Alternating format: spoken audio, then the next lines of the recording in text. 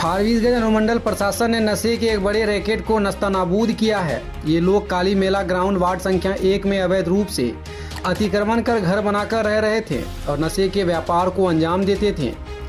प्रशासन ने इनके घरों के ऊपर बुलडोजर चलाकर उसे जमींदोज किया। अनुमंडल प्रशासन की ओर से चलाए गए अतिक्रमण मुक्त अभियान में यहाँ रह रहे कुल 44 परिवारों के घरों को खाली कराया गया है। वहीं यहाँ रह रहे 11 भूमिहीन गरीब परिवार को दूसरी जगह जमीन मुहैया कराया गया है। एसडीएम शैलजा पांडे, एसडीपीओ मुकेश कुमार और साहा और फारबिसगंज थानाध्यक्ष राघवेंद्र कुमार सिंह की अगुवाई में भारी संख्या में पुलिस बलों के और प्रशासनिक अधिकारियों की मौजूदगी में वर्षों से अतिक्रमण कर रहे इन लोगों के घरों पर बुलडोजर चलाकर उसे नस्तोनाबूद किया। मौके पर मौजूद नगर परिषद के कार्यपालक पदाधिकारी सूर्यानंद सिंह के निर्देश पर नगर परिषद के कर्मचारियों ने जमींदोज हुए घरों के सामानों को हटाया। बता दें कि यहाँ रह रहे लोग नेपाल से भारी मात्रा में अवैध नशीली पदार्थों को लेकर यहाँ से बिक्री करते थे। मेला ग्राउंड का यह क्षेत्र अपराध का अड्डा बन गया था। इन लोगों के सूखे नशे से शहर के आधे युवा आबादी चपेट में आ गए थे।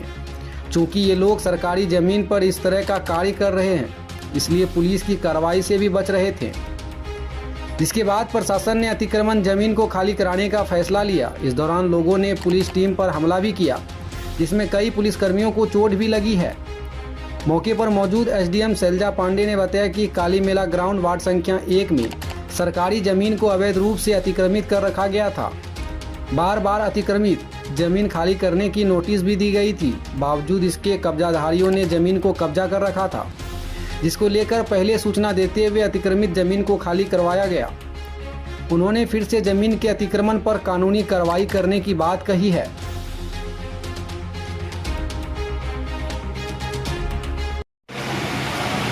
अतिक्रमण खाली कराया गया मैडम जी। काली मेला ग्राउंड में लगभग 44 ऐसे घर थे जिन्होंने कि बीच बाज़ार में, बीच नगर में अतिक्रमण कर रखा था और ये सालों से, लगभग दशकों से अतिक्रमण था।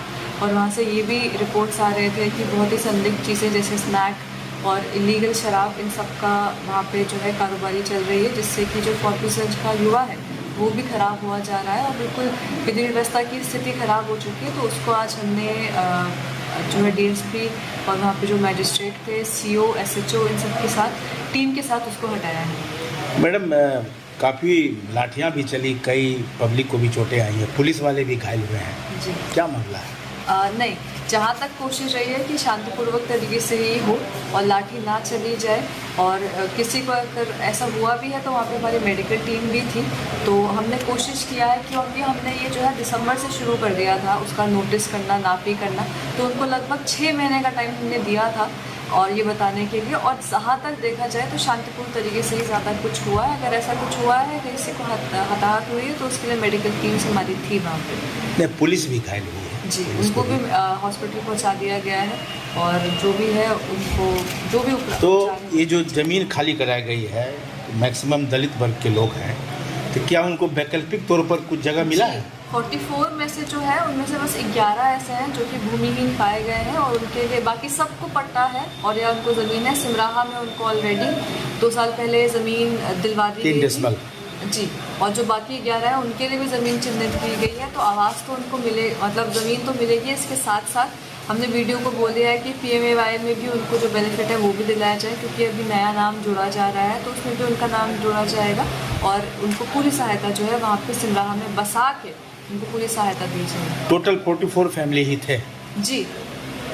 तो आगे में सर ये जो अतिक्रमण मुक्त हुआ है, उस पर कुछ योजना है क्या?